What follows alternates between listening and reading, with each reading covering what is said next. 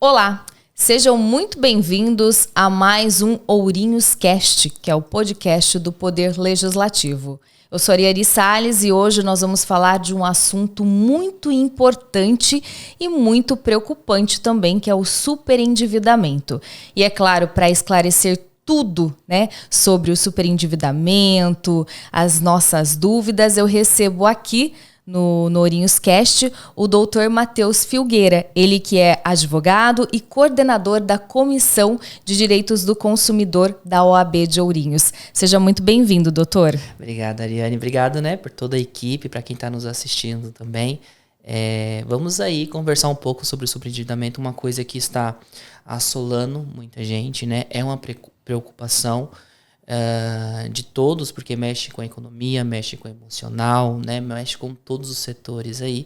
E vamos tentar responder aquilo que for possível, na medida do possível, os questionamentos. Bom, para começar, vamos entender por que o senhor começou a estudar, o senhor, uma pessoa tão jovem, né? Você, por favor.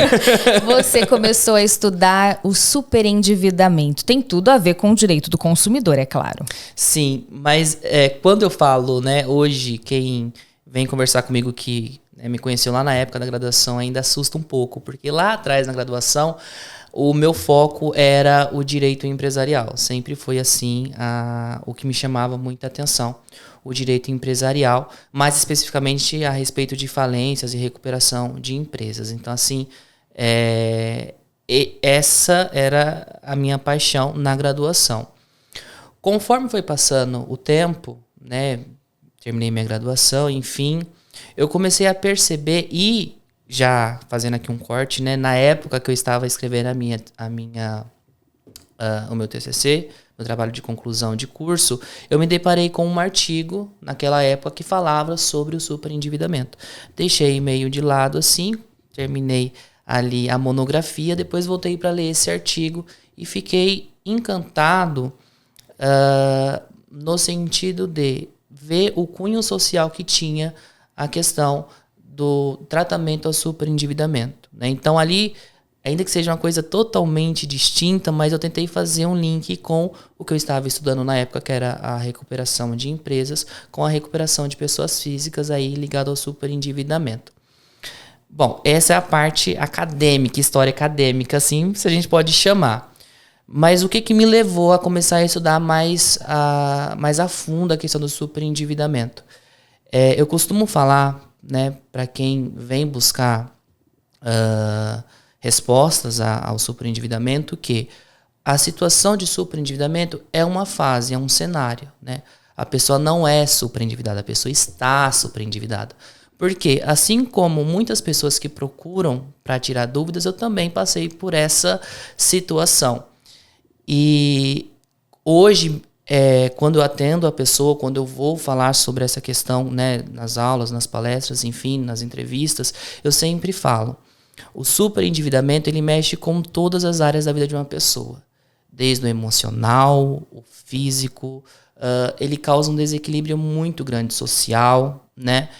E aí, por passar por essa situação, por um período da minha vida, eu falei assim, existe uma solução. Naquela época eu não conseguia enxergar a solução, né, que é o que todo mundo passa geralmente, não consegue enxergar a luz no fim do túnel. E aí eu falei assim, existe uma solução. Então, talvez tenham pessoas também nesse sentido que não conseguem enxergar a solução, assim como eu não consegui enxergar lá atrás. E aí foi que eu falei assim, ok, eu sempre vi a advocacia não só como um trabalho para oferir lucros, mas eu vejo a advocacia como uma ferramenta institucional para ajudar a sociedade, para promover a democracia, para promover o equilíbrio, a equidade social. Então eu falei assim, ok, eu deixei de lado ali, naquele momento eu deixei de lado a ideia de trabalhar só com direito empresarial para começar a trabalhar com o consumidor, e aí especificamente o consumidor superendividado. E aí logo em seguida também veio a comissão, então meio que as coisas foram seguindo esse rumo. Hoje 90% da minha atuação é focado com o consumidor, né? O escritório tem outras áreas, mas a gente foca, eu especificamente foco nessa área voltado para a informação.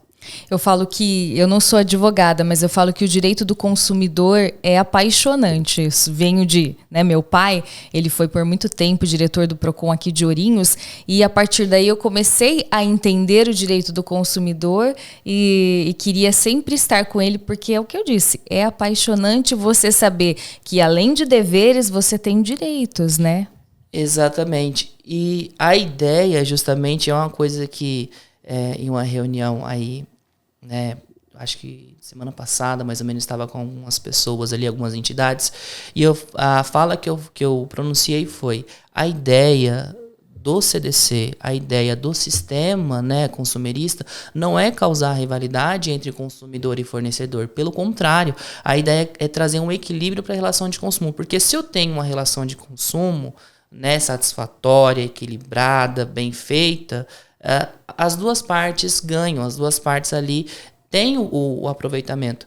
E eu acho que é isso que chamou a minha atenção, como você falou, causou essa paixão, porque foi uma das ferramentas, né, dentro da minha área de atuação, que eu vi que a gente consegue aí tentar promover uma justiça social dentro dessa questão.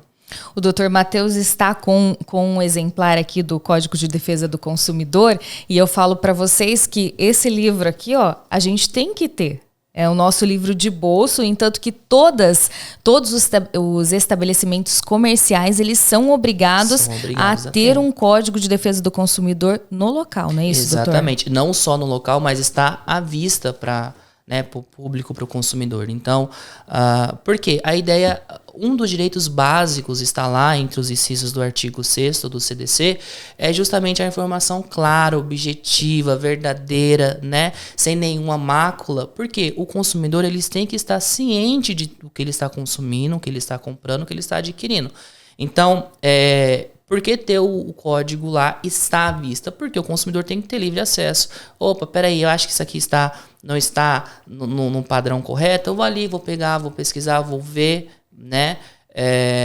E esse diálogo, essa informação evita dor de cabeça para o consumidor, né? Evita violação dos direitos do consumidor e também evita dor de cabeça e problemas para o fornecedor. Né? Porque às vezes não, a maioria das vezes, para não generalizar, é mais viável solucionar o conflito ali de maneira amigável, no diálogo, do que judicializar, por exemplo. Que aí os custos são maiores, né? A preocupação é maior, a dor de cabeça é maior. Então, é muito importante ter essa informação. E a linguagem, por ser um código, não é tão difícil, devem ter códigos comentados também. Não é de difícil entendimento, não é, doutor? Não é difícil entendimento, né? É muito claro, é muito objetivo. Tem legislações que são um pouco mais complexas de entender, né? Mas eu até falo aqui, né, para quem está nos assistindo, que trabalha na área, né, da informação também, da comunicação, quando vou passar algo assim, passa numa linguagem mais tranquila, sabe? Para quem está nos assistindo, para quem está escutando, para quem está consumindo a informação. Porque a pessoa precisa entender, né? Então, o código, lógico, né, tem ali algumas partes que são um pouco mais técnica, né? Traz ali alguma questão mais aprofundada de entendimento, mas em sua grande maioria são textos que você consegue entender. Então, eu dei o exemplo aqui dos direitos básicos do consumidor. Artigo 6º vai estar lá. Quais são os direitos básicos do consumidor? Vai estar lá informação, né? Ele precisa ser informado do que ali está acontecendo, né? Ele precisa entender o que ele está comprando, ele precisa entender o que ele está contratando, ele tem que saber se vai trazer ou não algum risco. Já puxando aqui também para o lado, por exemplo, da alimentação, é necessário ter os ingredientes, os componentes. Por quê? Porque a pessoa pode ser alérgica, né? Então, é fácil o entendimento. Às vezes a interpretação fica um pouco mais difícil, mas é fácil o entendimento. E falamos de tudo isso para poder chegarmos ao nosso assunto-chave do dia. O que é superendividamento? Ari, o superendividamento ele está pautado naquele consumidor, naquela consumidora que não está apenas endividado, ou seja, ele não está apenas com dívidas a pagar, com obrigações a pagar, tá? Mas que ao pagar essas dívidas ou não efetuou o pagamento, mas o total dessa dívida compromete o mínimo existencial desse consumidor. Então, se ele destinar o que ele tem ali, o pouco que ele tem para pagar as dívidas, trazendo para um português para que todos entendam, né? Sem muita técnica, se ele pegar o salário mínimo para pagar as dívidas que tem a sua totalidade no salário mínimo, por exemplo, ele não consegue pagar aluguel, ele não consegue pagar alimentação, saúde. Então, isso já fica caracterizado o superendividamento.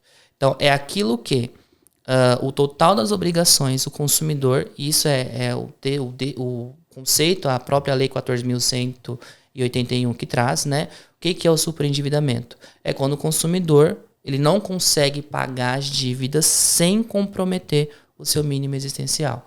Ou seja, se ele pagar, ele vai ter prejuízo no sentido de ele não vai viver com dignidade, né? Não vai ter moradia, não vai ter alimentação, não vai ter um valor destinado à saúde, por exemplo. O processo para eu chegar no superendividamento, ele é silencioso? Tipo, eu tô bem, dali a pouco, pisquei, já tô superendividada. Ele é silencioso, né? Mas ele traz alguns alertas. Ficou meio contraditório o que eu falei. Quais seriam, então? Ficou meio contraditório. Ele é silencioso? Mas assim, pensa no superendividamento, é essa analogia que eu faço sempre quando eu estou falando sobre o superendividamento. Pensa o superendividamento como uma doença. Eu sei que é forte, tá, pessoal? Mas pensa como uma doença. A doença, né? Dependendo da doença, lógico, você previne para que não aconteça. Então, eu não quero ficar gripado, eu vou tomar minha vacina, né? Eu vou manter uma saúde, né, adequada, enfim, para não ficar resfriado. O superendividamento se dá da mesma maneira, tá? Então, como que começa? Eu vou falar um pouco da minha história, tá? Desde a época do ensino médio, da escola, eu sempre estava focado com essa questão de estudar sobre empreendedorismo. Sempre, assim. Ligado com os cursos, né, de algumas instituições do Sistema S, enfim. Só que quando eu atingi ali os meus 18 anos, quando a gente começa a ter acesso de fato ao crédito fácil, que é o que a gente estava conversando, né? Eu achei que eu estava, que eu já sabia de tudo. E uma das falhas, isso é uma opinião minha, lógico, né? Que temos no nosso sistema é justamente a falta de disseminar conhecimento sobre educação financeira. Porque a gente não aprende a usar dinheiro. Não. A gente não aprende o que é um sistema de crédito, né? Então, uma grande parte da população utiliza o crédito como um complemento da renda. E não é.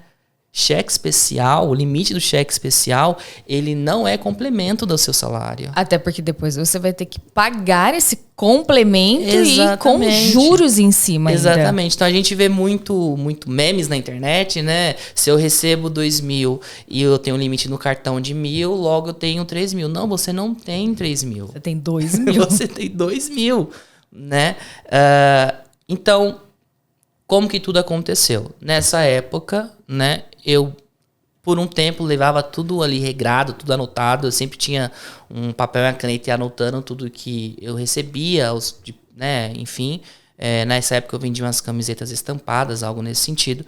Eu deixava tudo anotado. Por um tempo, eu meio que falei assim, tá tudo certo, tudo tranquilo, né? Nunca me descontrolei, nunca fui descontrolado nesse sentido. E deixei de acompanhar a minha movimentação. Gente, eu não estou falando que era uma movimentação grande financeira. Não, eu só deixei de acompanhar. Nessa época ainda não era usual ficar usando aplicativo toda hora, enfim. Era cadernetinha. Eu não sou tão velho assim, tá, pessoal? Mas a gente tá falando o quê?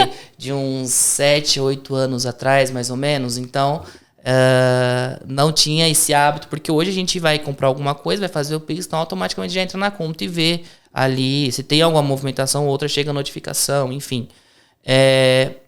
E nesse meio tempo eu abri um MEI, né, constituí um MEI, fiz a inscrição de um MEI e uma conta PJ.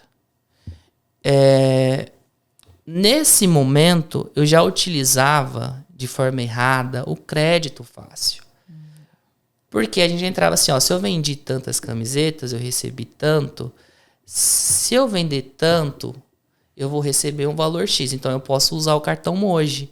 Então, ou seja, eu contava com dinheiro que ainda não tinha. Mas isso é normal estoque. Hoje em dia. Exatamente. Então, assim, é o que eu falo. É silencioso? É silencioso. Mas tem algumas medidas que você pode tomar para prevenir. Ou seja, não conte com dinheiro futuro. Entende? Com recebimento futuro. Então, e aí, para completar a obra nesse meio tempo, eu passei por não sei se eu posso chamar de golpe, enfim, mas é uma parte que eu não gosto muito de falar, porque envolve pessoas próximas. E aí foi que as coisas foram de ladeira abaixo. E aí envolveu algumas documentações, enfim, veio uma bola de neve enorme no meu nome. Isso eu tinha acabado de sair dos meus 18, 19 anos e eu não sabia. Quando eu descobri esse golpe aí, já tinha se passado uns 4 anos mais ou menos. Então, e eu descobri por acaso. Então, foi aí que eu tomei consciência do superendividamento. Até então não dava esse nome. Para mim, o nome era desespero. Então, eu estava saindo da faculdade. Estava começando a minha vida profissional, na área que eu estou hoje, com uma dívida imensa. Com um superendividamento. Com um superendividamento. E o superendividamento, ele tem classe social? Não tem classe social. Né? Atinge todos igualmente. Lógico, aí você vai ter cada um na sua proporção. Né? Mas desde a pessoa que recebe um salário mínimo ou não recebe um salário mínimo por conta de desemprego, etc., a pessoas, a empresários, enfim, outros profissionais que têm uma renda substancialmente, falando assim, alta, pode enfrentar um superendividamento. E é por isso que eu classifico, né, até se torna um pouco pejorativo, mas eu acho que o impacto traz esse viés de conscientização como uma doença, porque não importa qual que é a classe social da pessoa. Se a pessoa não tiver ali como base a prevenção, né, ela vai se transformar em uma superendividada. Aliás, ela vai passar pelo processo de superendividamento. Mas o importante é saber que, como eu falei no início, é uma fase. Né? Existem meios de tentar solucionar essa situação. Existem meios de sair dessa situação. E é importante dizer, se eu estiver falando muito rápido, você me para, por favor. É importante dizer que a dívida, né, nome sujo, dívida, etc., não é um carimbo de mau caratismo, sabe? Então, e daí chega numa pergunta. As pessoas, elas têm vergonha de estarem super endividadas? Tem. E essa questão é uma das chaves assim, que a própria pessoa tem que virar, porque isso impede da própria pessoa buscar a solução. Tem uma citação que eu fiz no meu trabalho de monografia, quando eu falava sobre a recuperação do empresário, né? Sobre recuperação extrajudicial, que é do Dr. Mamed, Gladstone Mamed. E ele fala, parafraseando assim, o que ele fala assim que quando o legislador ele, né, estava ali fazendo a lei da recuperação, ele não se pautou no conceito maniqueísta de bom pagador ou mau pagador. Não. Né? E aí eu trago essa questão aqui para nós no superendividamento. Quando a pessoa deixa de pagar, né, por uma questão dessas que a gente comentou anteriormente, não conseguiu pagar porque ficou desempregada, as obrigações são maiores porque teve um descontrole em algum momento da vida, uma emergência, sofreu um golpe, etc., ela deixou de pagar, ela não pode receber um carimbo, uma classificação como mau caráter, né? Ou o termo pejorativo que se usa, caloteiro, etc. Por quê? Porque a dívida, ela não pode classificar como uma pessoa mau caráter, sabe? E isso impede muito, porque geralmente, quando a pessoa vem buscar auxílio nessa situação, é assim, se não é desse jeito, é semelhante à frase, eu não quero deixar de pagar. Só não consigo eu agora. só não consigo pagar. E daí é certo, por exemplo, uma empresa pesquisar o meu CPF e deixar de me contratar, porque naquele momento eu estou com restrição no meu nome, ou seja, o nome sujo, pode ser por causas assim, estou desempregada e e não tenho como pagar as contas da minha casa, mas eu arrumei um emprego. A empresa pode me impedir de trabalhar? Então, existe um caso muito específico, né, que algumas instituições, eles têm ali o seu código de conduta e disciplina interno, né, o seu código interno. Isso eu estou falando, geralmente, de instituições financeiras. E ali já prevê algumas questões, inclusive nesse sentido, tá? Eu já tive contato com uma pessoa que estava passando por essa situação, né, e teve esse problema. Por quê? Porque tinha lá expresso essa questão. Esse é um caso específico à parte, ok? Vamos agora trazer aqui para o vínculo trabalhista, por exemplo. Na minha visão, isso pode ser considerado como algo discriminatório, né? Da mesma maneira, tá? Eu não sou da área do direito do trabalho, meus colegas que trabalham com isso aí, por favor, me corrija depois se eu estiver errado, mas se a empresa ela não contrata com base em demandas anteriores, judiciais, também é um meio de descriminalização, né? Você está impedindo. Então, não poderia isso ocorrer. Não posso discriminar a pessoa, se eu vou contratar ou não, com base em uma dívida que ela tenha. Eu perguntei isso porque antes de começarmos o podcast hoje, a gente via o estudo, o levantamento que foi feito do tanto de pessoas no Brasil que estão super endividadas. E a taxa, o número é muito alto, doutor. É muito alto. A última contagem agora deu 77,8 milhões de brasileiros. Então, você imagina... e aí a gente está falando de pessoas super endividadas, né? Às vezes a pessoa já está endividada, ainda não percebeu e está caminhando para o superendividamento. Mas é uma taxa muito alta. E isso afeta, tratando da pessoa, do consumidor, vai afetar a dignidade dela, vai afetar a questão social em que ela está inserida. Porque a gente não pode ser hipócrita e acreditar que não existe a exclusão social. Existe a exclusão social.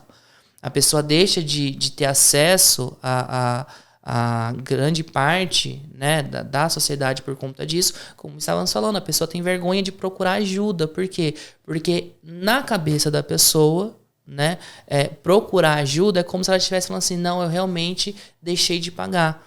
Ok, mas você deixou de pagar o porquê? Qual que foi o sentido? Existe uma saída para essa questão. Então... se eu tenho um cenário que deixo de contratar a pessoa, porque a pessoa está nessa situação de superendividamento, veja que a gente vai partindo para um desequilíbrio ainda muito maior, porque a pessoa não vai conseguir pagar se ela não tiver uma renda, certo? Não, o plano pode ser, a gente faz a elaboração do plano de pagamento, o plano pode ser o plano mais benéfico do mundo, a pessoa não consegue pagar. Porque às vezes no meio desse caminho acontecem inúmeras coisas, como algum problema de saúde, que daí ela tem que tirar daquilo que ela tinha planejado para pagar certinho, para poder suprir aquele problema de saúde. E daí entra a pergunta, quais são as principais causas do superendividamento? Certo. O superendividamento, em sua parte assim, não vou falar numa parte maior, mas uma das principais causas, né, está naquelas emergências que todo mundo tem e não tem uma reserva. Então, a gente não foi ensinado, pelo menos eu não fui, as pessoas próximas a mim não foram ensinadas a ter uma reserva de emergência. Porque a gente está acostumado a viver, né? Se recebe um salário, você está acostumado a viver com aquele salário ali e tenta administrar conforme consegue aquele salário. A contraponto disso, a gente é bombardeado de publicidade, de crédito fácil, né? Fora isso, como você bem pontuou, existe problema, né? Pode acontecer um problema de saúde, um acidente, algo que não está previsto. E aí, então, um dos pontos a pessoa não tem essa reserva, aconteceu um problema de saúde, ela precisa, usando um ditado popular, descobrir um santo para cobrir outro. E aí desse lado aqui, né, ela vai pegar de outro para cobrir esse, e assim vai indo virando uma bola de neve. Outra questão, a questão do crédito fácil. A facilitação do crédito. Né? Hoje a gente consegue um crédito pessoal pelo aplicativo do banco. Exatamente. Contratei. Exatamente. E aí a lei, ela traz justamente essa responsabilidade pro fornecedor do crédito responsável. Então, ele vai emprestar, vai fazer a transação de empréstimo pessoal, consignado, qualquer que seja. Ele tem que ver se aquela pessoa, o padrão daquela pessoa, realmente, né, condiz com aquele valor que ele está emprestando. Porque, veja, é o que conversamos. A pessoa tem um salário de 5 e um limite do cartão de 20. Né? Se é uma pessoa que não se tem ali um controle das suas finanças, para esses 20 ser utilizado rapidamente, ela entrar num parcelamento da fatura, que é algo também que gera um juros absurdo, né? Só não perde para o cheque especial, mas gera um juros absurdo e virar uma bola de neve, é muito alta. Então, hoje eu quero fazer o empréstimo, como você bem falou, está na palma da minha mão. Sim, eu falo isso porque já aconteceu comigo. Tô lá no aplicativo do banco, onde eu tenho a minha conta, o meu salário era X, aí aparece lá, crédito pessoal, 2 vezes mais do que eu ganho. E eu consegui pegar o dinheiro ali na hora, só que eu não prestei atenção nos juros, não prestei atenção de que ia comprometer todo o que eu já tinha pensado para o mês, para outro mês, e daí que entra o endividamento e o superendividamento. Exatamente. Porque aí, como você bem falou, né? Está lá. Aí tem uma tagzinha lá falando assim, né? Condições do contrato. Poucas são as pessoas que realmente apertam e vai ler. E outra, eu sou míope, tenho 18 graus de miopia, estou de lente. Não dá nem para ler. Daqui eu não consigo ler o que está escrito nessas letras pequenas aqui. Se eu vou abrir um contrato no meu celular aqui, que é imenso, as letras são menores ainda, qual que é a acessibilidade que, vamos colocar aqui, uma pessoa idosa tem para ler essas cláusulas? E saber o que realmente está contratando, a taxa de juros, né? Então, essa também é uma das causas para o superendividamento. Existem sinais de alerta que eu posso identificar que eu já estou chegando no superendividamento, que eu estou endividada e que o caminho para o superendividamento, é isso. É pertinho, né? Sim. Então, veja, quando você, né, quando o consumidor, ele começa a perceber que naquele mês ali, ele atrasou um pouquinho a conta.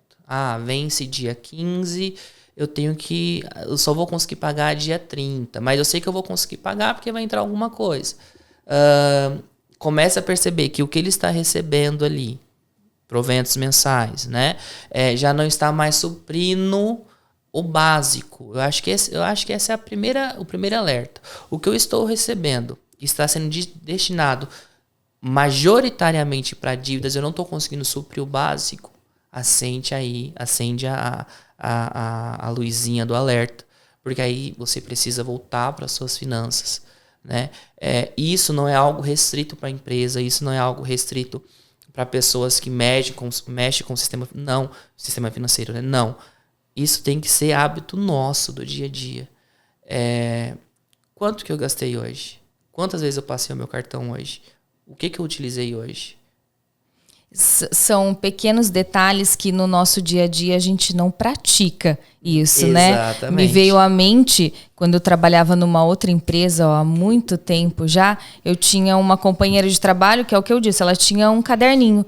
E ali ela anotava tudo que ela gastava, tudo que ela pagava, ela colava os papeizinhos do cartão de crédito, para ela nunca perder o controle. E eu fui criada assim também. Na minha casa, você pode passar o cartão de débito do meu pai, mas ele quer o papelzinho da máquina, ele fica bravo, porque hoje em dia no celular não sai mais, né? Sim. Porque ele tem controle de tudo. E mesmo com esse exemplo, às vezes eu dou uma escorregada, viu? Eu tenho exemplo ali na minha casa, de ser uma pessoa assim, não, vamos certinho. E ele também, não vou falar que, nossa, é o certinho. Tem o seu cheque especial, tem tudo. Então, é que a gente conversou lá no início. Vamos voltar lá para 7, 8 anos atrás. O Matheus lá de trás, antes de entrar nessa fase obscura, também era assim. Só que é como você falou, o hábito vai vindo e a gente fala assim, não, até aqui eu sempre fiz aqui, nunca deu errado. Ok, então eu vou deixar... Gente, eu quero que vocês entendam que não é uma coisa que parte, como você falou, né? Não é uma coisa pensada. Eu vou deixar pra lá. Não, mas eu saí de outra cidade pra vir aqui, né? Passei em pedágio, já passei em uma padaria, já passei no posto de gasolina, né? E aí você vai passando o cartão, você vai fazendo o pagamento, isso aqui. Chega no final do dia, você não quer anotar. Você não quer fazer, você quer descansar. É muito fácil, né? Ó. Exatamente. E o grande problema também, e é isso que dificulta às vezes, porque na hora de encarar essa situação, muitas pessoas travam. E aí, subconscientemente, o que a pessoa faz? Se eu não vejo, eu não tenho. Sabe aquele meme, tipo assim, peguei empréstimo no banco, excluí o aplicativo, minha dívida sumiu? É mais ou menos isso. Lógico que a dívida não some, né? Mas assim, se eu não vejo, eu sei que eu tô numa situação ruim. Mas se eu não faço um relatório, eu não sinto tanta dor. Só que a gente entra naquela questão da dor silenciosa. Você sabe que tem. Mas né? você não quer aceitar. E você não quer aceitar. E aí a gente entra num problema muito complicado, que é a questão do emocional. Então, eu passei por isso nessa época e eu gosto de falar dessa maneira abertamente, porque para as pessoas verem que é um caminho que não é, a solução não é mágica, a solução não é imediata, é um caminho que você passa, né? E eu passei nessa época um período que eu não olhava o meu celular. Eu não conseguia abrir meu WhatsApp. Eu não conseguia atender um telefone. Porque eram cobranças. Porque era cobrança. E não é tipo assim, ai, que saco, eu não vou atender. Não, não é isso. Você não tinha o que falar. É que eu não tinha o que falar e dava... não sei se a palavra seria pânico, mas assim, me dava, sabe, acionava uns gatilhos assim, falou assim, não é aquela, vou usar, quando ligam de telemarketing, você fala assim, caramba, tá ligando de novo, que você fica com raiva. Não, é uma sensação de desespero.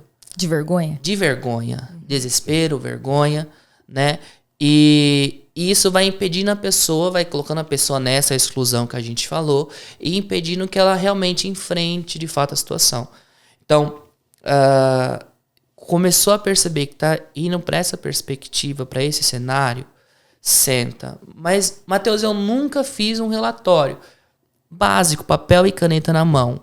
O que eu recebo, quem eu devo, quem já está, né? Aliás, eu costumo classificar assim. Receita, ok? O que eu recebo. Meu salário, né? As vendas do meu negócio, enfim. Obrigações financeiras são aquelas que não estão vencidas.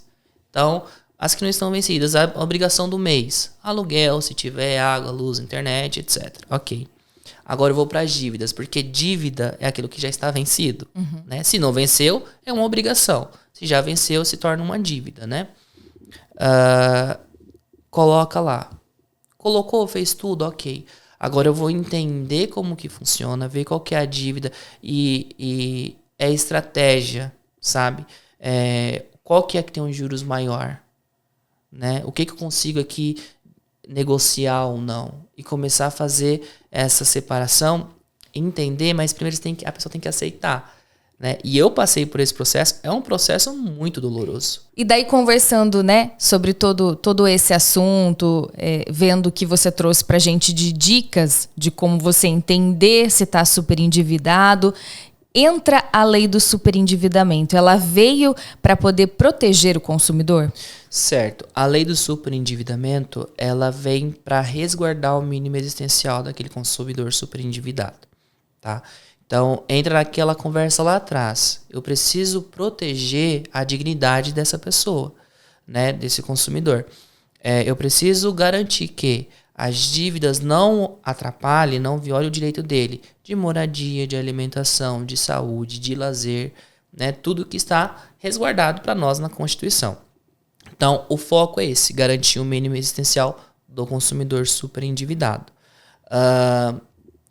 Quando se fala da lei do superendividamento, né, a gente precisa entender que ela tem duas fases. Ela tem a fase de conciliação, né? E se caso não surtir efeito essa primeira fase de conciliação, é necessário, né, às vezes é necessário, fazer o tratamento pelas vias judiciais. Só que ela é uma lei relativamente nova, se a gente for pensar, né, no contexto do nosso contexto jurídico, enfim, né, da nossa sociedade como um todo, é uma lei relativamente nova, né? As 14.181 é de 21. Então, imagina que houve todo um estudo por trás, né? Teve toda uma questão aí para chegar onde chegamos hoje com essa lei. Não vou trazer isso porque senão vai ficar uma coisa muito maçante, uma coisa muito técnica, né? Você vai me expulsar daqui a pouco. Mas o que a gente tem que entender? Que por ela ser nova, as demandas começaram recentemente. E aí é necessário que não só o consumidor entenda o que ele pode ou não fazer para buscar respaldo na Lei 14.181, mas que os colegas da advocacia também entendam como que funciona, que o judiciário compreenda as especificidades dessa lei, porque não é um processo comum, né? Não é um simples processo de revisão contratual, que é o que encontramos bastante aí hoje em dia.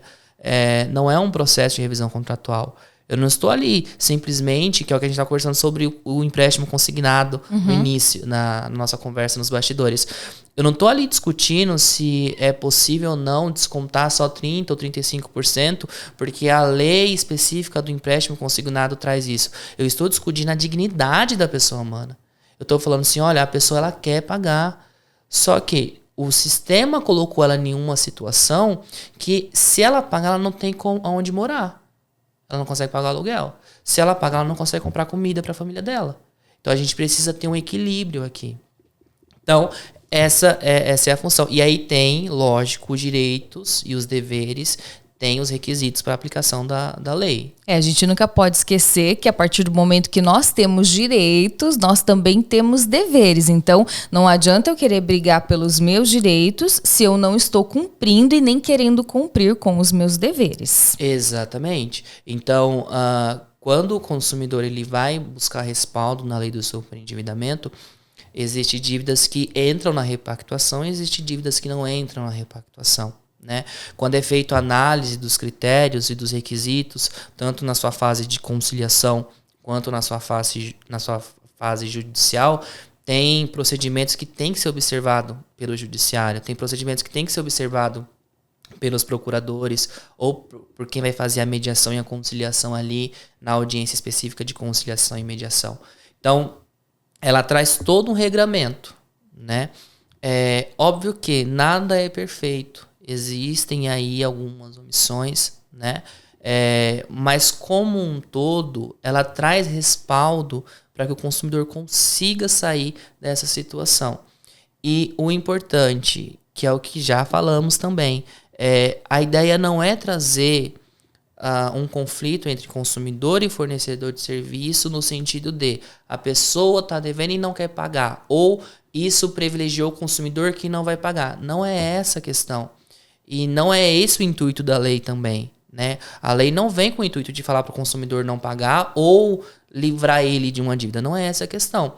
Tanto é que existem regras para o plano de pagamento, né? O próprio crédito responsável também, que fica a cargo do fornecedor, né? Mas também coloca sobre o consumidor um dos requisitos e uma das dívidas que não podem entrar na repactuação é aquela que é feita, né, manifestamente de má fé. Ou seja, ele fez já na intenção de não pagar, né? Isso tem um caráter subjetivo, vai ser analisado a caso, né, de cada caso a caso, é óbvio, mas também coloca a responsabilidade no consumidor que, se você fez essa dívida há provas, ficou constatado que você fez de má fé, ela não vai entrar na repactuação. Então, a lei ela não é para trazer o conflito, né, entre esses dois setores, mas, como eu sempre falo, é para trazer o equilíbrio entre esses setores, né, esses dois agentes, os consumidores e os fornecedores. Bom, superendividamento é um assunto sério e, como vimos hoje, pode atingir qualquer pessoa. Basta a gente ter um descuido, um imprevisto ou uma falta de orientação que a gente já está lá na categoria do superendividamento. Gostaria de agradecer a sua presença aqui no Ourinhos Cast e, para finalizar, que você possa deixar uma mensagem para quem nos acompanha sobre o superendividamento e, através da sua profissão, através da sua luta pelos direitos do consumidor, alguma dica, alguma mensagem que possa trazer uma luz para quem já não vê, como diz o ditado, no fundo do túnel. Nesse momento eu vou usar esse espaço, eu não vou falar muita questão técnica da lei, né? Porque isso a pessoa consegue achar, né? Existe aula sobre isso, bastante material. O próprio CNJ tem a cartilha do superendividamento. Então eu vou usar esse espaço para falar que dívida, superendividamento, eu tô olhando para lá, mas eu posso olhar para lá, né? Dívida, o superendividamento não é uma sentença definitiva, né? Quando a pessoa está no olho do furacão, que é a parte mais calma, só que a contraponto ela não consegue enxergar também o que está do lado de fora, acha que não tem solução e acha que acabou ali. E não é, né? Como eu falei no início, você não é superendividado, você está superendividado e tem possibilidade de mudar essa história, mudar esse cenário. Então, se eu pudesse deixar, essa seria a mensagem, né? Não acaba por aqui, não é fácil, é difícil, é doloroso, mas existe um procedimento, e eu não estou nem falando da questão processual, estou falando de um procedimento mesmo enquanto existência de vida, né? Temos aí, a gente tem um período que a gente precisa passar, né? Nós humanos, assim, no sentido de organizar tudo, passa por essa dor, mas serve para evolução. Então, assim, é rápido? Não. É mágico? Não. É milagroso? Não. É trabalhoso? Sim, mas existe solução. Eu acho que seria essa mensagem, se eu pudesse passar. Não sei se ficou muito... Perfeito. Uma retórica muito louca, assim, mas seria essa. Eu procuro falar bem livremente, assim, né, para todo mundo entender. Bom, doutor, mais uma vez, muito obrigado por essa conversa tão esclarecedora. Falar de direito do consumidor, porque superendividamento também é direito do consumidor. Sim. É uma coisa apaixonante, então me senti muito à vontade de tê-lo aqui hoje. Muito obrigada, viu? Eu que agradeço o convite, né? Agradeço você, a equipe, quem está assistindo, enfim, agradeço todo mundo. Muito obrigado pelo convite. E para você que nos acompanha aí de casa, pela internet, pela TV Câmara, compartilhe com alguém esse podcast. Você pode não estar super endividado, mas com certeza esse assunto, essa mensagem vai chegar até alguém que tanto precisa. Eu agradeço mais uma vez a sua companhia e até o próximo episódio do Ourinhos Cast, o podcast do Poder Legislativo. Ariane Salles para a TV Câmara.